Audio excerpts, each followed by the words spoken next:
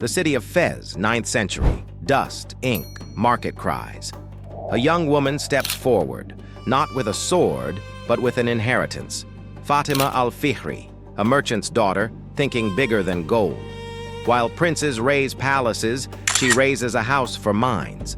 In 859, she founds a mosque that becomes the world's oldest continuously operating center of higher learning.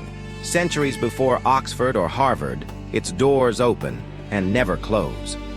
If a woman built a university 1,000 years before your textbook says, "What else have we mislearned?" Take your seat, subscribe, and let's open the doors they tried to close. Picture Fez under a blazing Moroccan sun. Caravans pour in, traders from Andalusia, caravans from the Sahara, pilgrims bound for Mecca. The city is a crossroads of wealth, faith, and ambition. Fatima and her sister Mariam inherit fortunes when their father dies. In a world where most women vanish into marriage contracts, they choose something radical. They dedicate their wealth to build for the community, not for themselves. Fatima begins with a mosque, al-Qarawiyyin, on land bought with her inheritance. She fasts daily until construction finishes, a spiritual vow as stones rise around her. But this is no ordinary mosque. She builds vast courtyards, lecture halls, libraries. Scholars gather. Students learn astronomy, mathematics, medicine, law. Over centuries, her mosque evolves into a university, long before Europe coins the word. Guinness World Records recognizes it as the oldest continuously operating higher learning institution in the world. Its doors opened in 859. They've never closed.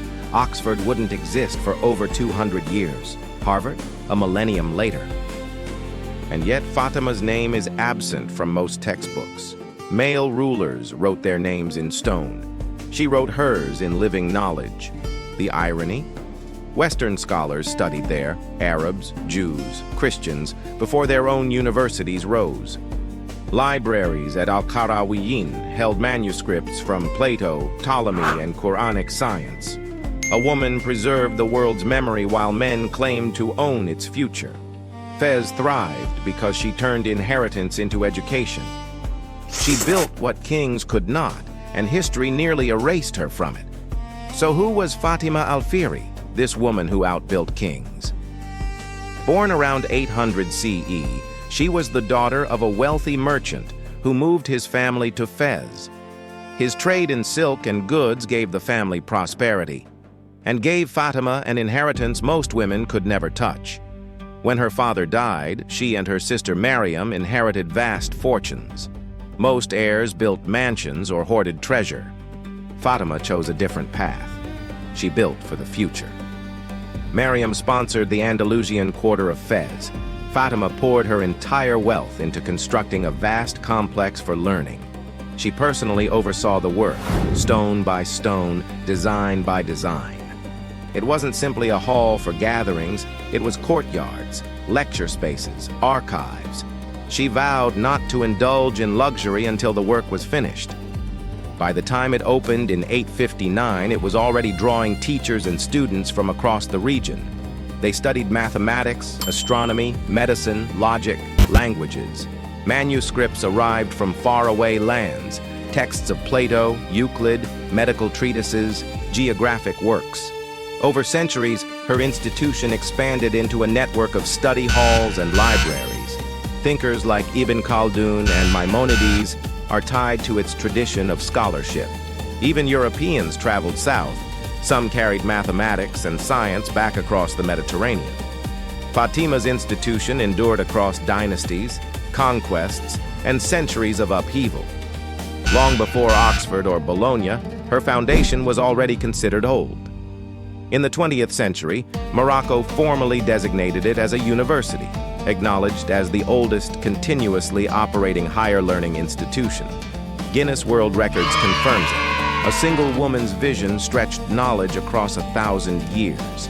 What made Fatima's institution different was not just walls. It was what those walls protected. Within its libraries, scholars gathered manuscripts from across the known world. Works of mathematics by Euclid, astronomy by Ptolemy, medical treatises from Greece and North Africa, maps charting trade routes, star charts, commentaries on history and philosophy. This was a place where knowledge was not only preserved, but expanded. Students compared theories, copied manuscripts, debated the nature of time and matter. For centuries, it was one of the largest collections of learning in existence. Yet its treasures were often hidden from the wider world. Dust and time ate at manuscripts, waiting for rediscovery. In 2016, restorers reopened one of its oldest libraries, revealing rare works unseen for generations. Among them, early scientific manuscripts, star charts, medical texts, and fragile volumes bound in aged leather, treasures that had survived more than a millennium. Beyond the artifacts, there's the mystery of Fatima herself. Despite building the world's oldest continuous seat of learning, her name appears in almost none of the global canon of history. European chronicles praise their own universities centuries later. Textbooks often skip over her entirely, reducing her legacy to a footnote. Even today, scholars debate whether to call her institution a university by medieval European standards. But the Guinness record is clear. This place predates Oxford, Bologna, Paris by centuries. And behind it all stands the vision of one woman. Imagine how many voices like hers have been erased from history's pages. Imagine how many discoveries we owe to institutions built by hands never credited. Fatima's legacy is not just bricks or manuscripts. It is a reminder. Knowledge survives when names are forgotten. Picture the rulers of her age, emirs, caliphs, princes, competing to build palaces with jeweled domes. Their names were carved into stone arches, minted onto coins, shouted by poets. Fatima's name was rarely spoken beyond Fez, yet their palaces crumbled, their coins rusted, their arches fell. What endured was her institution, quiet, steady, alive. Kings chased immortality through monuments of power. She found it by planting knowledge that outlasted dynasties. For centuries, emperors have come and gone.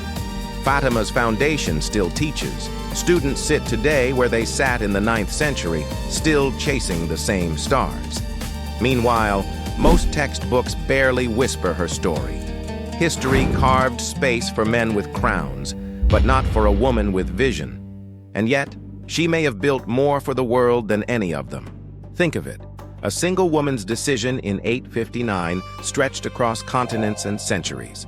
Oxford, Bologna, Harvard, giants of education, all came later. Her legacy was first. The irony, her work was global, but her name was local. Today, Guinness World Records confirms her institution as the oldest continuous seat of higher learning. That's her monument, not in stone, but in minds. Fatima al-Fihri proved that real power isn't carved on marble, it's written into memory. And memory can outlast empires. In 859, a woman gave the world a university, and history nearly forgot her name. If this story never reached your textbooks, what else have they erased? Subscribe, and let's dig deeper together.